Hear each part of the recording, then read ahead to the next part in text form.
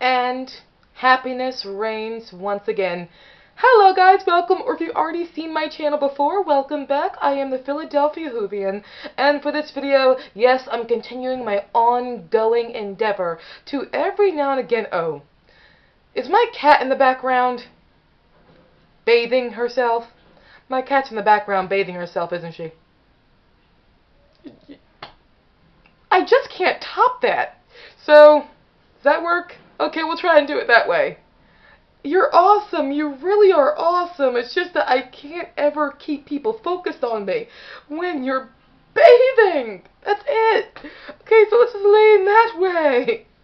God, everything's falling apart quite quickly with this video.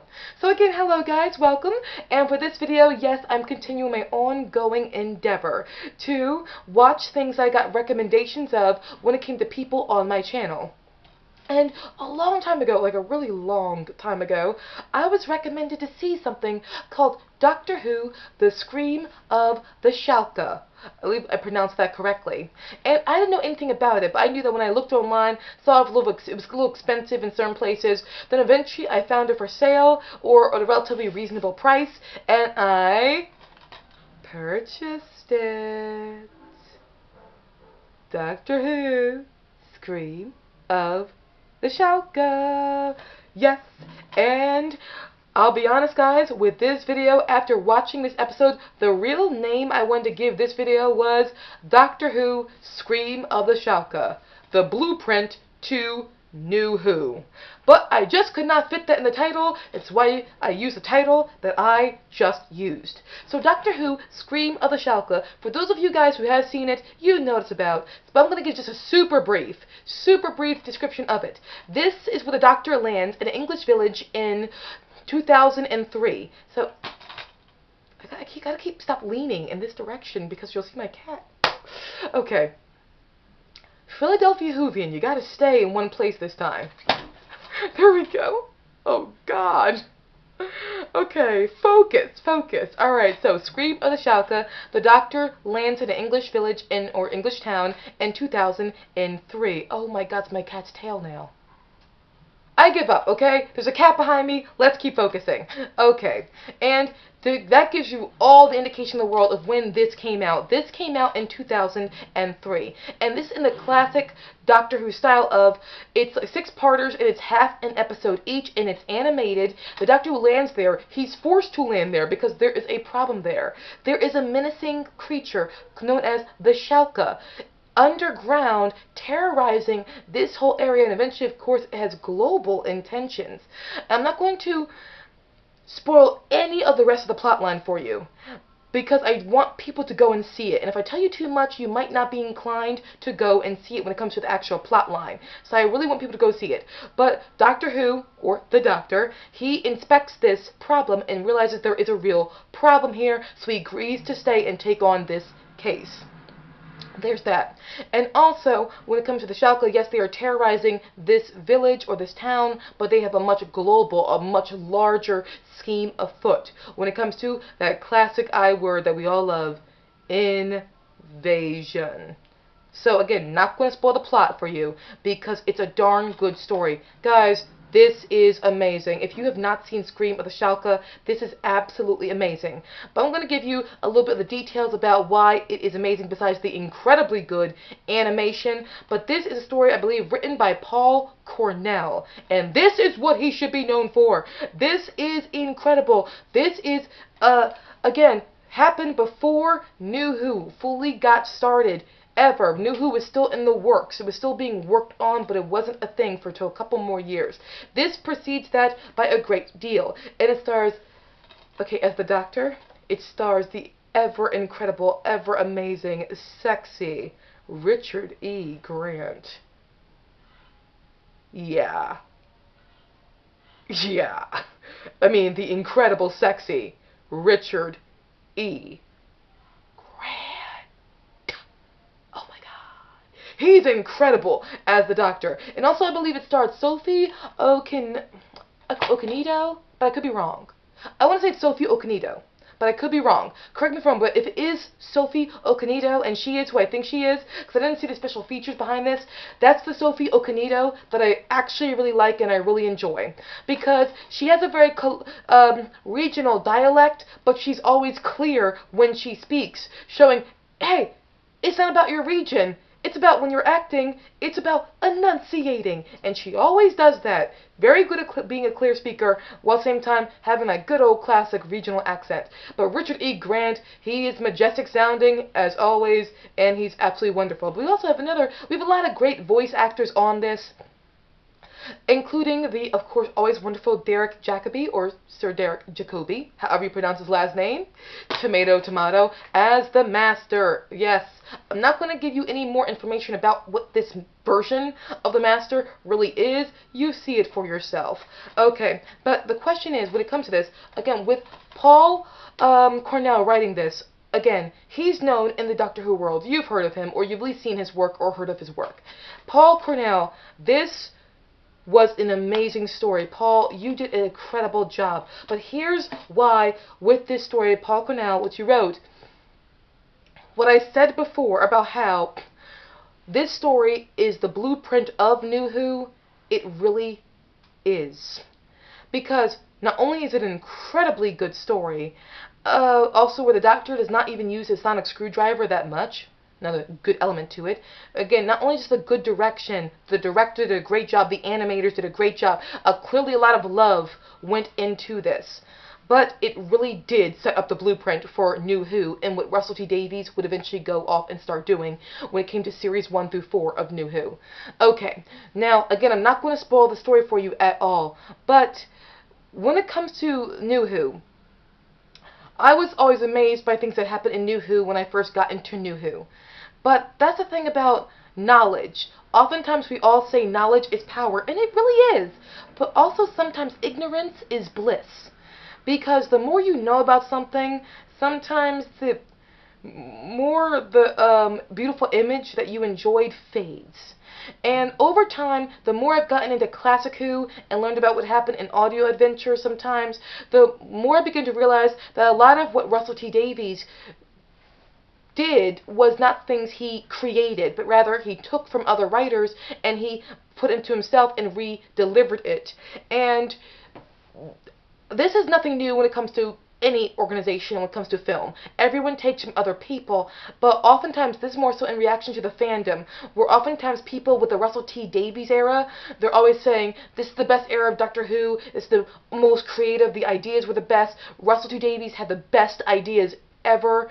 And for me, it's like, I gotta sit there and be like, but I know he did not come up with that idea, or that idea, or that idea, or that concept, or that type of companion, that companion. He did not come up with that idea of what to do with the Doctor. He always got it from other places. And then he just took it, and he repackaged it, and resent it out to all of us.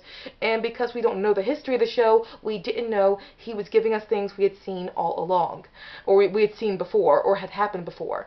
And Russell, understand, I still, when you are great, I give you full credit for it. I always acknowledge when I like what you do. That's why, even when I complain about how the Doctor was in Series 3, I still love Series 3. Overall, I think it's a very excellent season. I love the ideas you're really coming up with in that season. And with Midnight, I know Midnight is not creative, or I'm aware that there's a possibility that at least you got the idea from The Edge of Destruction, the first Doctor story, be it consciously or subconsciously, it is similar, but you took it in another direction and you made it your own. And that's what it's all about, making things your own, but doing it in a way that augments what you took from and makes it better in some way, shape, or form, instead of just repackaging something that's already happened before. But when it came to his era of Doctor Who, oftentimes people with the Ninth Doctor, they talk about how incredible the Ninth Doctor was, how unique and creative. He wasn't. He was a blueprint of this guy. This is the first Ninth Doctor. In Scream of the Shalka, with Richard E. Grant, he was the first Ninth Doctor, and he literally was the blueprint for how the Doctor was going to be from Series 1 through 4 of New Who. But the difference is Paul Cornell, same with the companion, by the way. All the companions from series 1 through 4 are literally this one companion, Allison, played by Sophie. Again, great character. Allison, okay, if you take Rose, Martha, and Donna and you condense them all and you put them into one person, that is Allison. This character, that's her. She has Rose Tyler's modest occupation or modest way of living, and she also has the boyfriend who she has to eventually leave to go off and travel with the doctor. But she also has Martha's educational desires and her ability to be deductive in her reasoning, and Martha's level of bravery and courage to really try and help and use her intelligence to figure things out. She also has Donna's ability to be, again, you think you got a person who's just an everyday, run-of-the-mill, average person, but inside, they actually are capable of much greatness and destined for a lot of things. And they also, in some way, help the doctor. Something about their presence makes the doctor realize what he is and confront what he is sometimes. Something about them bring out the side of the doctor that needs to discover more things about himself, if you catch my drift. And same with Martha. Martha and Donna had a way of making the doctor realize sometimes the negative aspects of his character, and Allison does all of that. I mean, this is not new unto Doctor Who, but I'm saying when it comes to Allison, Rose, Martha, and Donna, if you squish them all together, that is Allison. It really is. And Allison even has a similar look to Martha as well. So when it comes to the doctor and the companion in Scream of the Shalka, you literally see the blueprint of how the doctor was in the series 1 through 4 and how the companion was. The companions were in series 1 through 4. Even down to the idea of the doctor being shell-shocked from a bad experience that he's suffering from, and he needs to recover from that experience. So he starts off very callous and kind of rude in many ways, but over the course of the story he softens. But why I think this is a better take on doctor and companion relationship than I think what Russell T Davies did, because that's the thing. I like how Paul Cornell did this story. I like the nuances he took with the doctor and with the companion. All things in moderation, but he does it quite well. Why? I said it before, I'll say it again. I am fine with the doctor being flawed. It makes perfect sense, and it actually is good for his character to be flawed, but he has to be able to realize it, recognize it, and verbally acknowledge it after it happens. And the doctor in this is, again, rude and angry, recovering from an obviously traumatic experience in his past. We're not given the full details about it, but again, we got a doctor, think about it, we got a doctor who's recovering from a shock of his past. He's recovering from something traumatic. Boom. He meets a young woman in modern day England, Britain, and she's a lower class person, but she does not lower class. She's just an everyday, average, run-of-the-mill, every woman. That's what she is. She's an every woman. But she also has Martha's intelligence and thirst for knowledge, and also her courage, as well as her ability to deduce things really well. She does have all these things. So they meet up, and then the crisis is happening, and they end up locked together on this adventure, but the doctor clearly does not want to get emotionally involved, but he is getting emotionally involved, and he wants to protect Allison very quickly. And it's I enjoy how he wanted to do it. I really enjoy how he wanted to protect her and care for her, but it still felt very much, he still felt like an alien, but he felt like an alien with two hearts at the same time.